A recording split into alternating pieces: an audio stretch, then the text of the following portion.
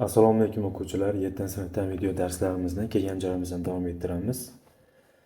Demak, sizlar bilan уже 5-bob anorganik moddalarning eng muhim sinflari, moddalarning toifalanishi 33-mavzu metal maslar va metallar. Xo'p, o'quvchilar 38-rasmda oddiy murakkab moddalar nomlari berilgan ranglarni ko'rib qo'yishimiz kerak. Demak, kaliy bixromat yoki kaliy dixromat ham deyiladi. B va D ikkalasi ham 2 degan ma'no bildiradi. Birda ko'rib turganinglardek kaliy dixromatni beryapti ekan. To'q sariq qovoq rangida ham deyiladi. Hali pishib yetilgan qovoq ajoyib to'q sariq rangda bo'ladi, shunga o'xshash bo'ladi. Ikkinchisi kaliy xlorid. Kaliy xlorid bu endi oq bo'lishi kerak, rasm sal boshqacha chiqqan. Uchinchisi mis oksidi. Mis oksidga qaranglar. Uchinchisi demak qanday rangda? Qora rangda. 4 ohaktosh. Ohaktosh ham oqish bo'ladi, oq rangda. 5-si rux metal bo'lakchalari, bu tushunarli. 6 ko'mir ham tushunarli. 7 mis kupparosi ko'k, mana ko'k rangda. Oltin gutni ham bilamiz. Oltin gutimiz bizda sariq rangli modda. Barcha anorganik moddalar tarkibiga ko'ra oddiy va murakkab moddalarga bo'linadi. Bu haqida biz oddiy va murakkab moddalar mavzusida dastlabki tushunchalarni bildirganmiz. Bu boshida gaplashib o'tganmiz. Tabiiy mis bo'lagi aytilyapti. Demak, qizg'ish rangda bo'ladi, mis qizil bo'ladi. Simlar ichini ko'rsanglar ham mis shunaqa rangda berilgan bo'ladi. Xo'p, endi oddiy moddalar xossalariga ko'ra metallar va metal maslarga bo'linadi. Ya'ni metallar faqat metal atomlaridan tashkil topadi. Masalan, mis, natriy, kaliy, temir, magniy va kumush.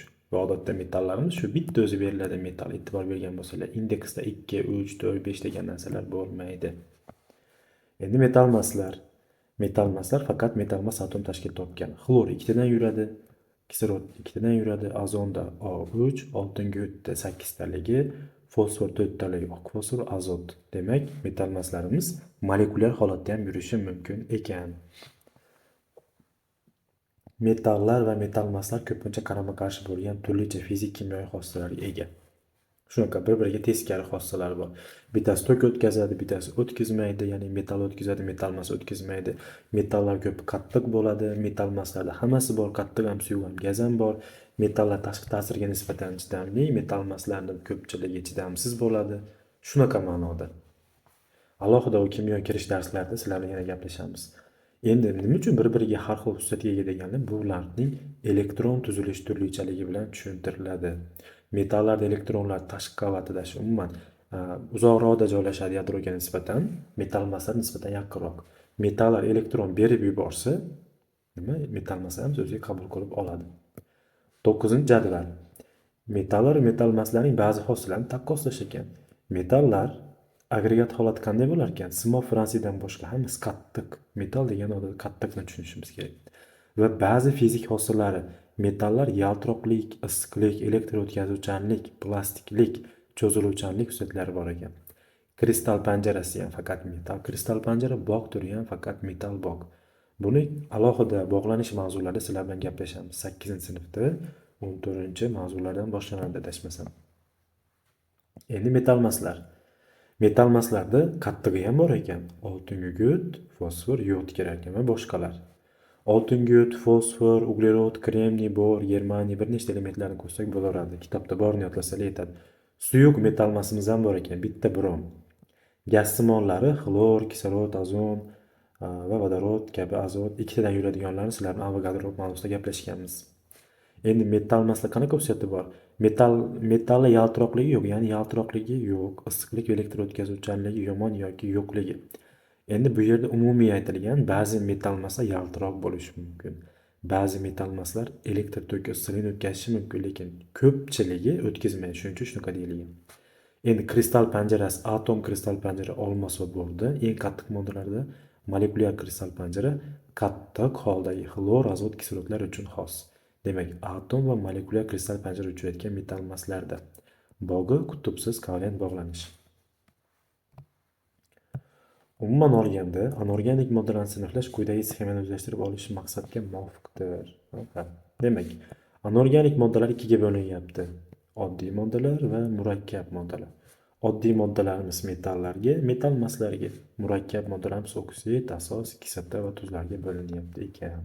Har bir haqida yana gaplashamiz. Murakkab moddalarning toifalanishi. Kislorod oddiy moddami yoki murakkab moddami? Suv-chi, nima uchun?